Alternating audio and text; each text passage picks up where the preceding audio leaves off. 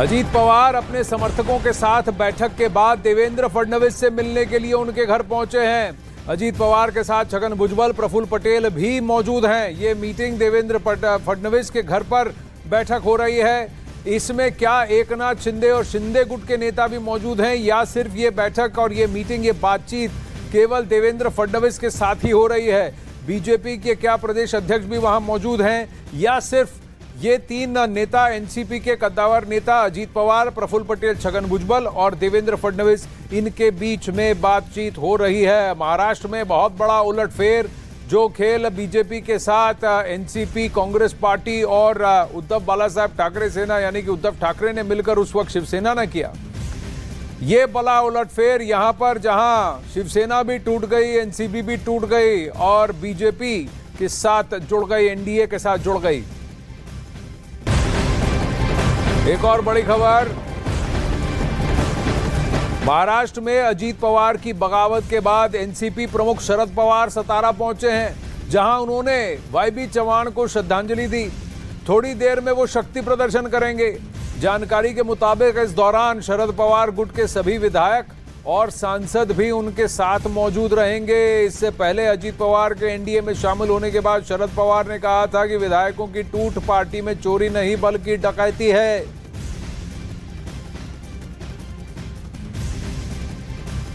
पर सब शरद पवार के रवैये से चौंके जरूर। पुणे में कल रविवार को उन्होंने जो प्रेस कॉन्फ्रेंस किया, उसकी शुरुआत उन्होंने अजीत पवार को मुबारकबाद देते हुए किया। उन्होंने ये कहा कि प्रधानमंत्री नरेंद्र मोदी का जो आरोप लगा था इन पर कि एनसीपी के कुछ नेता इरिगेशन और बाकी स्कैमों में फंसे हैं, उन्हीं नेताओं को आज सर पर चढ़ाकर उनको मंत्री पद भी दिया गया और डिप्टी सीएम की शपथ भी दिलाई गई। पिछली बार याद होगा जब सुबह 5 बजे देवेंद्र फडणवीस और अजीत पवार ने शपथ ग्रहण किया था, तब शरद पवार ने इसे सीधा धोखा कहा था, पीठ पर छुरा भोंकना कहा था और अजीत पवार को लताड़ लगाई थी। लेकिन इस बार अजीत पवार को डांटने से, कुछ भी फटकार लगाने से बचे हैं शरद पवार। सुप्रिया सुले ने भी उन्हें अपना दादा भाई कहकर ही कहा है, धोखा नहीं कहा है।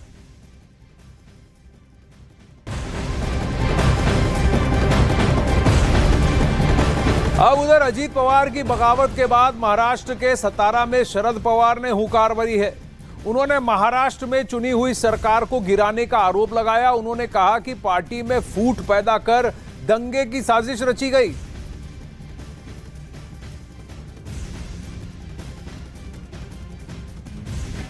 शांततेवर विश्वास असलेल्या या शक्तीला धक्का देणाऱ्या ज्या प्रवृत्ती आहेत त्या पूर्ण फळानं बाजूला करू आणि पुन्हा एकदा महाराष्ट्र प्रगतीच्या आणि सामान्य माणसाच्या हितासाठी कष्ट करणाऱ्यांचे राज्य ही अवस्था आपण निर्माण करू।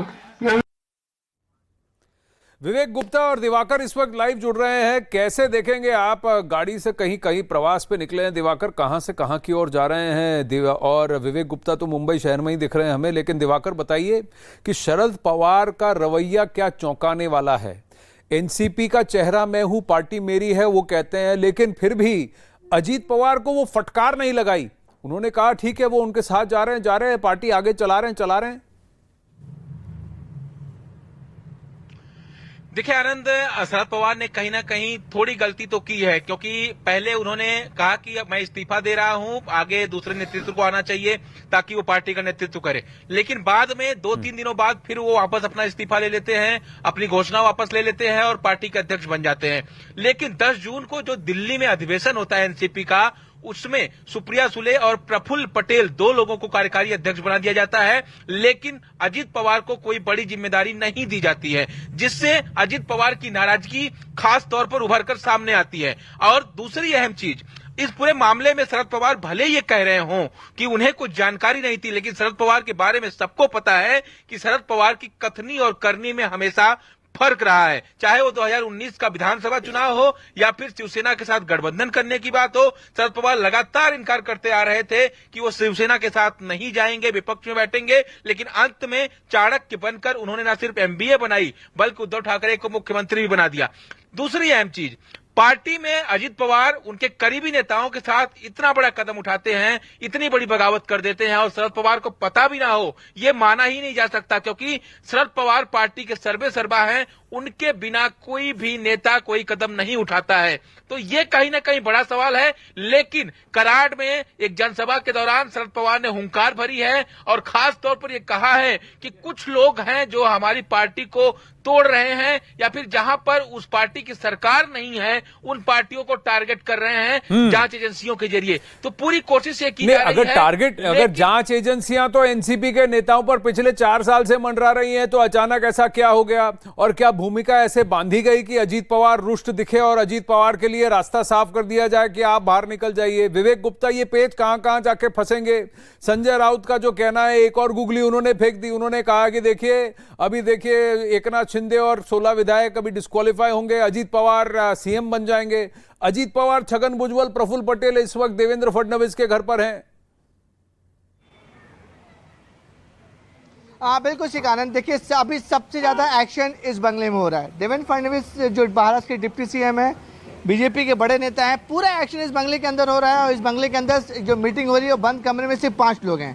देवेंद्र फडणवीस, अजीत पवार, छगन भुजबल, प्रफुल्ल पटेल और उनके कुछ पीए, ये सिर्फ 4 से 5 लोग हैं जो अंदर इस बंगले में मीटिंग कर रहे हैं। 2 अहम मुद्दे हैं। पहला मुद्दा है कि जिस तरीके से एनसीपी के स्टेट प्रेसिडेंट जयंत पाटिल ने डिस्क्वालिफिकेशन की पिटीशन स्पीकर को दी है और स्पीकर से जल्द मांग की है कि इसकी सुनवाई की जाए और 9 के 9 एमएलए जो एनसीपी से बागी हो गए हैं उन्हें डिस्क्वालीफाई किया जाए। पहला मुद्दा।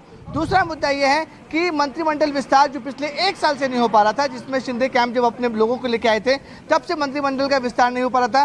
अब जो मंत्रिमंडल का विस्तार वो 1 हफ्ता या 10 दिन बाद होने वाला है। तो इसमें एनसीपी के अजीत पवार, प्रफुल्ल पटेल मांग करेंगे कि उनके जो 9 लोग आए हैं एनसीपी से बीजेपी सिंधे गुट में, उनको क्या क्या पोर्टफोलियो मिलना चाहिए, क्या क्या पोर्टफोलियो देना चाहिए। ये 2 अहम मुद्दे पे ये अंदर मीटिंग चल रही है। लेकिन सबसे बड़ी बात जो आप दिवाकर से पूछे थे उसका जवाब मैं भी देना चाहूंगा।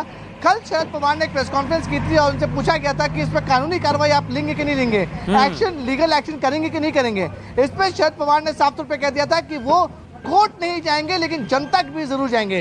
तो कहीं ना कहीं ये इंडिकेशन जरूर मिल रहा है आनंद कि ईसी के पास जाएंगे, जनता के पास जाएंगे लेकिन कोर्ट नहीं जाएंगे, ये कहा गया है। तो जनता के पास तो जा रहे हैं शरद पवार, ये कहीं ना कहीं बहुत बड़ा खेल तो नहीं है? अब ये शतरंज की बिसात जो है राजनीति की, ये कौन बिछा रहा है? इसमें कौन खेल रहा है? बीजेपी और उनकी टॉप लीडरशिप थिंक टैंक खेल रही है वाया देवेंद्र फडणवीस, या शरद पवार खेल रहे हैं वाया अजीत पवार? यह बहुत बड़ा प्रश्न है। अजीत पवार समेत 9 विधायकों की बगावत के बाद एनसीपी में हड़कंप मचा हुआ है। जहां शरद पवार ने जनता के बीच जाकर फिर एनसीपी को मजबूत करने की बात कही है, वहीं एकनाथ शिंदे ने महाराष्ट्र में ट्रिपल इंजन की सरकार की बात कही है।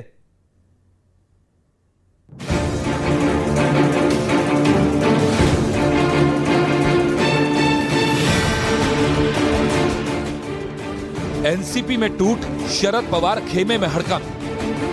शरद पवार आगे क्या करेंगे? शरद पवार के शक्ति प्रदर्शन से बनेगी बात। एनसीपी में 2 फाड़ के बाद सवाल है कि शरद पवार के पास पार्टी को बचाने के लिए क्या विकल्प हैं? क्या एनसीपी पूरी तरह से अजीत पवार की हो जाएगी, या शरद पवार के शक्ति प्रदर्शन से एनसीपी का सियासी संकट खत्म हो जाएगा? पार्टी में टूट के बाद शरद पवार ने तो यहां तक कह दिया है कि पार्टी में विधायकों की टूट नहीं, चोरी नहीं, डकैती है। वैसे एनसीपी ने विधानसभा स्पीकर से 9 बागी विधायकों को अयोग्य ठहराने की मांग की है। डिस्क्वालिफिकेशन पिटीशन हमने भेजा है और व्हाट्सएप पे भी मैंने उनको कॉपी भेजी है डिस्क्वालिफिकेशन की। फिजिकली भी उनको डिस्क्वालिफिकेशन का हमारा पिटीशन फिजिकली भी पहुंचाने की व्यवस्था हमने अभी की है। इलेक्शन कमीशन ऑफ इंडिया को हमने लेटर लिख के ये कहा है कि हमारे इसमें 9 लोगों ने ऐसा किया है। एनसीपी नेता अजीत पवार की बगावत के बाद एनसीपी में सियासी भूचाल आ गया। अजीत पवार ने रविवार को कई विधायकों के साथ बगावत कर ली और एनडीए में शामिल हो गए। एनसीपी ने इसे बीजेपी की साजिश बताया और बीजेपी पर एनसीपी को तोड़ने का आरोप लगाया। पार्टी का विषय नहीं है, एक विचारसरणी का विषय है। बीजेपी का हर वक्त प्रयास यही होता है कि आगे जो कंपटीशन है वो कंपटीशन को कहीं ना कहीं तो खत्म करनी चाहिए। उधर खबर है कि अजीत पवार ने दावा कर दिया है कि उनके साथ एनसीपी के 40 विधायकों का समर्थन है, जबकि एनसीपी में बड़ी फूट से पार्टी में खलबली मच गई। उधर कानून के कई जानकार एनसीपी में पड़ी फूट को पिछले साल शिवसेना में जैसा हुआ उससे तुलना कर रहे हैं। शिवसेना के ज्यादातर विधायक एकनाथ शिंदे के साथ खड़े हो गए थे और देखते ही देखते महाराष्ट्र की उद्धव ठाकरे की सरकार गिर गई और शिवसेना पर पूरी तरह से एकनाथ शिंदे का कब्जा हो गया। हालांकि मामला अभी भी कोर्ट में लंबित है, जबकि अजीत पवार की बगावत के बाद एनसीपी की कार्यकारी अध्यक्ष सुप्रिया सुले ने तंज कसा है। अभी देखते, आज ही तो हुआ है भैया, बच्चा अभी तो पैदा हुआ है, कि थोड़ा सांस तो लेने दो, देखते आगे आगे क्या होता है। जबकि महाराष्ट्र की राजनीति को समझने वाले कई विश्लेषक दावा कर रहे हैं कि लोकसभा चुनाव से पहले बीजेपी ने बड़ा दांव खेल दिया है। पहले शिवसेना और अब एनसीपी में फूट का फायदा बीजेपी को हो सकता है। अजीत पवार महाराष्ट्र की सियासत पर अच्छी पकड़ रखते हैं, जबकि बीजेपी और एकनाथ शिंदे गुट मिलकर विपक्ष के लिए मुश्किल खड़ी कर सकते हैं। अब आपको एनसीपी में अजीत पवार की बगावत के बाद क्या परिस्थिति है ये बता देते हैं। जरा आंकड़ों को ध्यान से समझ लें कि किसके पास कितनी क्षमता है। 35 एमएलए 53 एमएलए हैं एनसीपी के पास, क्योंकि एक विधायक की मृत्यु हो गई तो 53 है। 53 में से टूट के लिए जरूरी 36 विधायक हैं। 35 विधायकों के सिग्नेचर प्लस अजीत पवार, ये नंबर अजीत पवार खेमा कहता है। उनका कहना है, दावा है कि 42 से ज्यादा एमएलए उनके साथ हैं। अजीत गुट का दावा कि 40 से ज्यादा विधायक उनके पास हैं। 35 से 36 के सिग्नेचर्स ऑलरेडी उनके पास हैं। एनसीपी का दावा 9 विधायक अजीत के साथ ये उनके पास हैं। ये कैसे अजीत पवार को जोड़ रहे हैं, ये बहुत बड़ा प्रश्न उठता है। लेकिन धीरे धीरे ये भी कहा जा रहा है कि सुनील तटकरे और कुछ और जो उनके सांसद हैं वो भी धीरे धीरे अजीत पवार की तरफ ही उनका रुझान होगा। तो ओवरऑल देखें तो पलड़ा anti defection law Ajit Pawar पर लागू नहीं होता। यहां पर कोई विप जैसी परिस्थिति भी नहीं है। लेकिन हां, पार्टी का कंट्रोल, पार्टी सिंबल का कंट्रोल क्या अजीत पवार के पास हो सकता है, यह बहुत बड़ा प्रश्न है। वर्किंग प्रेसिडेंट अजीत पवार के साथ हैं, पार्टी प्रेसिडेंट शरद पवार के साथ हैं।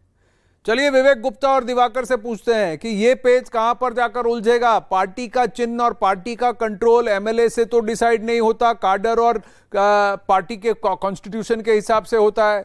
विवेक, पार्टी का कॉन्स्टिट्यूशन क्या कहता है एनसीपी का? अजीत पवार क्या दावा ठोक सकते हैं कि घड़ी का चिन्ह मेरा है, एनसीपी नाम मेरा है? आनंद, देखिए, इस पूरे मामले में अजीत पवार ने दावा ठोक सकते नहीं है, बल्कि दावा ठोक दिया है। कल की प्रेस कॉन्फ्रेंस में उन्होंने पूछा कि एनसीपी में वो हैं या नहीं है, शरद पवार के साथ दे रहे हैं या नहीं दे रहे हैं, तो उनका सिर्फ एक ही लाइन था कि हम सब एनसीपी में हैं, एनसीपी मेरी पार्टी है और जितने विधायक, सांसद और वर्किंग कमेटी के मेंबर हैं वो सब मेरे साथ हैं। लेकिन सबसे बड़ा सवाल खड़ा हो रहा है कि आखिरकार नंबर कितने हैं। नंबर को पूछने के बाद अजीत पवार ने खुलकर जवाब नहीं दिया। उनका साफ तौर पे कहते हैं सारे विधायक उनके साथ हैं। अगर हम पेपर की बात माने तो सिर्फ ऑन पेपर, ऑन रिकॉर्ड जो है वो 9 एमएलए अजीत पवार के साथ है, इंक्लूडिंग अजीत पवार। लेकिन अजीत पवार का खेमा दावा कर रहा है कि 53 में से 40 से ज्यादा विधायक उनके पास हैं। अब एंटी डिफेक्शन लॉ, अगर 40 ज्यादा विधायक उनके पास है तो एंटी डिफेक्शन लॉ नहीं बनता है। सांसद उनके साथ है, वर्किंग कमेटी उनके साथ आता है। लेकिन शरद पवार और सुप्रिया सुले और जयंत पाटिल जो दूसरे पक्ष में हैं, उनका दावा है कि सिर्फ और सिर्फ 9 लोग गए हैं और 9 लोग में से अगर शरद पवार पर्सनली बागी विधायकों को फोन करना शुरू करेंगे तो 9 में से 9 वापस आएंगे। इस बात का दावा सुप्रिया सुले और जयंत पाटिल दोनों कर रहे हैं। अब सबसे बड़ा सवाल, पर क्या वो फोन करेंगे कि नहीं, ये बहुत बड़ा प्रश्न है। ये बहुत बड़ा प्रश्न है कि क्या वो फोन करेंगे कि नहीं, क्योंकि अब की बार पिछली बार की तरह कटु वाक्य उन्होंने नहीं कहे। वो जो सारे विधायकों को घेर कर एक शक्ति प्रदर्शन की बात थी, वो सब नहीं हो रही है। दिवाकर, एक बात बताइए, यहां पर पलड़ा किसका भारी है लीगली? चुनाव सिंबल को लेकर ये कह रहे हैं कि इलेक्शन कमीशन के पास जाएंगे। जो सदन की बात होगी वो अलग, जो बाहर पार्टी कंट्रोल की बात है वो अलग है। देखिए आनंद, जो नियम कानून के तहत चुनाव आयोग ने उद्धव गुट और शिंदे गुट के मामले में फैसला दिया था, वो आपको याद होगा। शिंदे गुट के पास संख्या ज्यादा थी, सांसद उनके पास ज्यादा थे, और वही दावा इस वक्त अजीत पवार कर रहे हैं कि उनके पास विधायकों की भी संख्या ज्यादा है और इसके अलावा उनके पास सांसद जो है एनसीपी के वो भी उनके पास हैं। तो ऐसे में जो दावा अजीत पवार कर रहे हैं, अब तक उस पर खुलकर उन्होंने पत्ते नहीं खोले हैं। सिर्फ 9 विधायक वो जिन्होंने मंत्री पद की शपथ ली है, अब तक वही नजर आए हैं। बाकी के विधायक कौन कौन से हैं, उनके नामों का खुलासा होना अभी बाकी है। लेकिन एक बड़ा सवाल शरद पवार पर भी है। शरद पवार इतने शांत कैसे रह सकते हैं? इतना बड़ा घटनाक्रम हो जाता है, अजीत पवार पूरी पार्टी तोड़ देते हैं मुंबई में और शरद पवार पुणे में ही रह जाते हैं और फिर मुंबई जाने के बजाय मुंबई संभालने की जिम्मेदारी सुप्रिया सुले को और जयंत पाटिल को दे दी जाती है। जिस वक्त एनसीपी को सबसे ज्यादा जरूरत शरद पवार की थी कि उनके ही भतीजे ने जो है उनके करीबी नेताओं के साथ इस तरह का कदम उठाया है, तो जाहिर तौर पर उन्हें उस वक्त मुंबई में होना चाहिए था। लेकिन शरद पवार कर क्या रहे हैं? पुणे में कल रुके, आज पुणे से कराड़ से सतारा गए हैं और सतारा से फिर शाम को 3:30 बजे के आसपास जो है वो मुंबई के लिए रवाना होंगे। ग्राउंड पर माहौल भी तो भापेंगे। इंटरेस्टिंग बात यह है दिवाकर की इंदरजीत सिंह जो कि अनिल देशमुख के वकील थे, वो कल राजभवन में मौजूद थे और अनिल देशमुख आज शरद पवार के साथ वहां कराड़ और सतारा में मौजूद हैं। तो बड़ा इंटरेस्टिंग खेल चल रहा है यहां। उधर मध्य प्रदेश के मुख्यमंत्री शिवराज सिंह ने बड़ा दावा किया है। उन्होंने कहा कि महाराष्ट्र में विपक्ष समाप्त हो गया है। उन्होंने कहा कि महाराष्ट्र में एनसीपी और शिवसेना खत्म हो गई है और कांग्रेस तो बची है। सुनिए शिवराज जी क्या कहते हैं। कर्मों का परिणाम है। अब अपोजिशन लगभग महाराष्ट्र में खत्म है। शिवसेना भी गई, एनसीपी भी गई, देश तो मोदी जी के पीछे खड़ा है और बाकी जगह भी अब देखिए क्या होता है। अब वहां पर धीरे धीरे कांग्रेस ने आवाज उठाना शुरू किया है। एनसीपी ने जितेंद्र आव्हाड को एलओपी मनोनीत किया तो कांग्रेस ने कहा बड़ी पार्टी तो अब हम हैं, एलओपी हमारा होना चाहिए, ऑपोजिशन पार्टी में लीडर ऑपोजिशन हमारी पार्टी से होना चाहिए। वहीं महाराष्ट्र में अजीत पवार की बगावत के बाद अब शरद पवार को एक और झटका लगता दिख रहा है। महाराष्ट्र कांग्रेस ने नेता प्रतिपक्ष के पद पर अपना दावा ठोक दिया है। कांग्रेस नेता बाला साहेब थोराट ने इसके पीछे ज्यादा संख्या बल की बात कही है। देखा, मैंने आपको कहा कांग्रेस के पास ज्यादा नंबर है तो कांग्रेस का ही विरोधी पक्ष नेता होगा, उसमें कोई संदेह नहीं है। ऐसा नेता तय नहीं वो कर सकते, वो गठ नेता तय कर सकते हैं या प्रतुत तय कर सकते हैं। आखिर जिनका नंबर ज्यादा है। विवेक और दिवाकर, विवेक, अरविंद सावंत जी ने शिवसेना के उद्धव बाला साहब ठाकरे के जो अरविंद सावंत जी कद्दावर नेता हैं, रविवार को मुझसे बात करते हुए तो उन्होंने कहा उनकी मंशा है कि शिवसेना यूबीटी को अब अलग से लड़ लेना चाहिए, यानी कि उद्धव बाला साहब ठाकरे गुट को अब अलग हो जाना चाहिए महाविकास आघाड़ी से। यहां एनसीपी बड़ा कमजोर हो गई, यूबीटी कमजोर हो गई, उद्धव बाला साहब ठाकरे वो कमजोर हो गए, कांग्रेस सबसे मजबूत है। अब बाला साहब थोराट भी कहते हैं कि हम विपक्ष के नेता होंगे, विपक्ष की अगुवाई अब हम करेंगे, हम सबसे बड़ी पार्टी हैं। कहीं ना कहीं ये महाविकास आघाड़ी टूटती हुई दिख रही है। क्या कांग्रेस अब दावा ठोकेगा, कहेगा कि प्रिंसिपल ऑपोजिशन हम ही हैं, हम ही लड़ेंगे?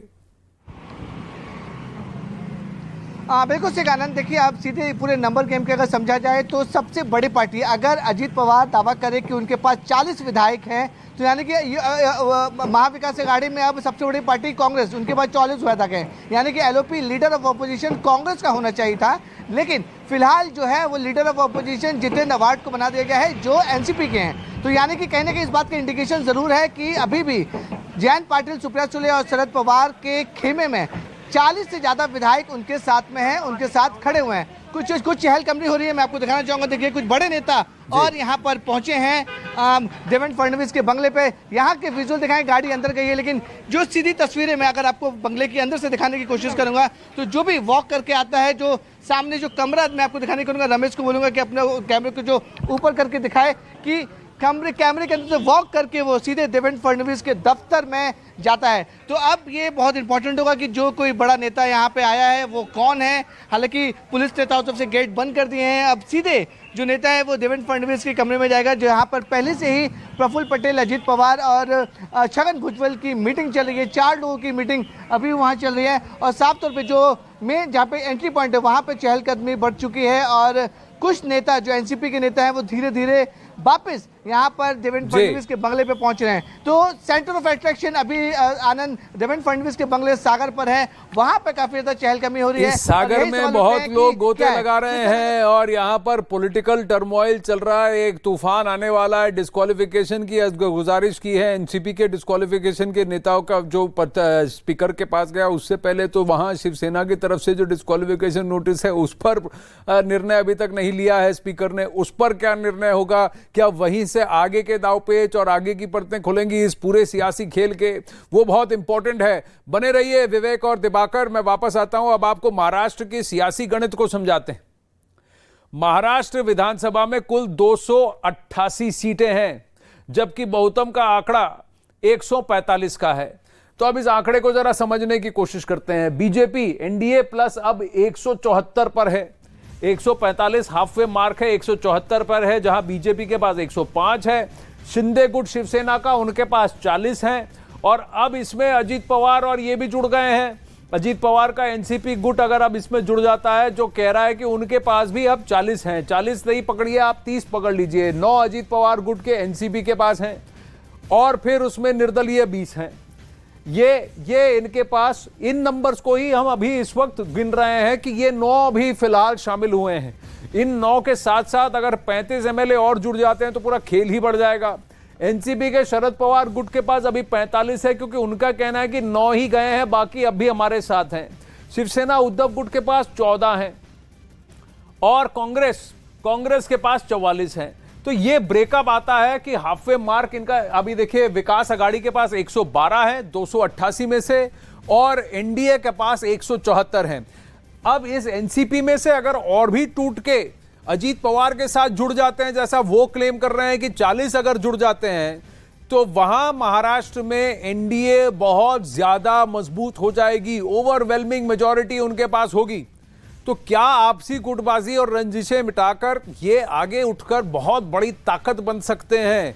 देवेंद्र फडणवीस, अजीत पवार, एकनाथ शिंदे, ये बहुत बड़ा प्रश्न है। वहीं एनसीपी में बड़ी फूट पर सांसद संजय राउत ने एनडीए पर निशाना साधा है और दावा किया है कि इससे बीजेपी को कोई लाभ नहीं होने वाला है। उन्होंने कहा कि महाराष्ट्र में मुख्यमंत्री बदलने जा रहा है, क्योंकि एकनाथ शिंदे जो अपने विधायकों के साथ एनडीए में शामिल हुए थे, अयोग्य करार दिए जाएंगे। और यही वजह है कि अजीत पवार को भागम भाग में डिप्टी सीएम बनाया गया है।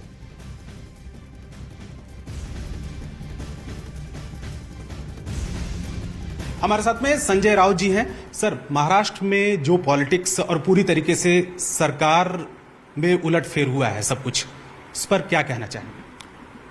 देखिए, सरकार में क्या उलटफेर हुआ है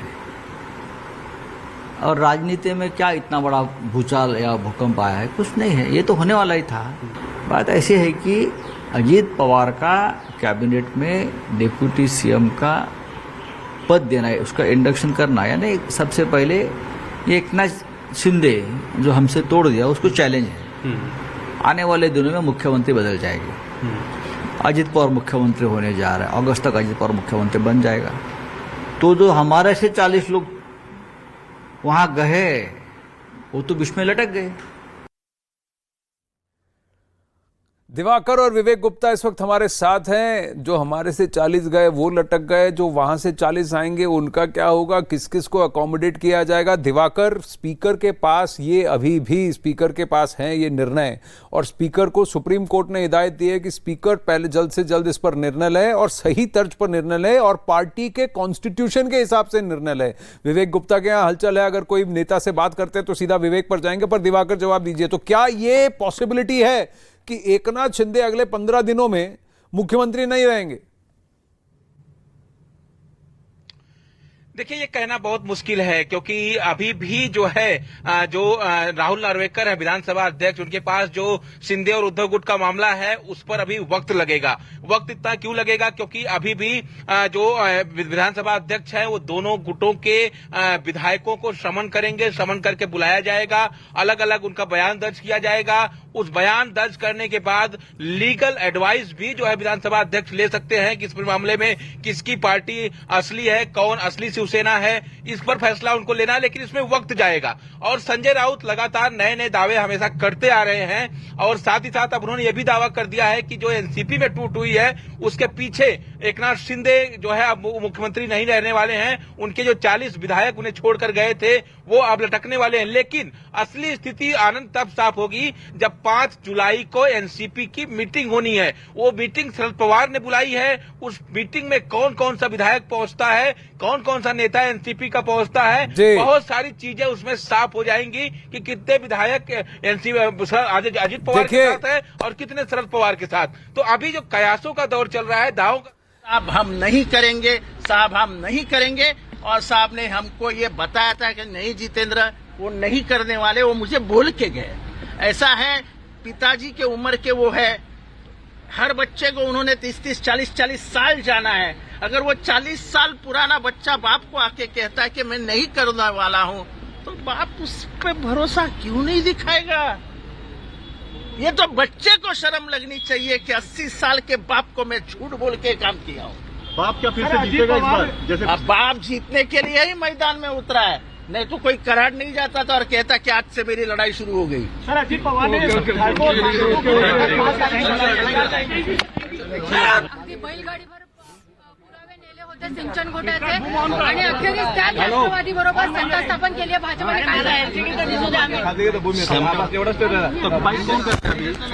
इसके पहले फोन कर रहे हो आप लोग? ज्या राष्ट्रवादी काँग्रेसवर आरोप केले होते आणि औरंगाबादला म्हणजे आता छत्रपती संभाजीनगरमध्ये त्या कालखंडामध्ये बैलगाडीभर पुरावे घेऊन माननीय विनोद तावडे, देवेंद्रजी फडणवीस, श्रीधरभाऊ मुनगंटीवार वगैरेंनी या ठिकाणी हे सगळे पुरावे जिल्हाधिकाऱ्यांकडे देऊन चौकशी करायची मागणी केली होती।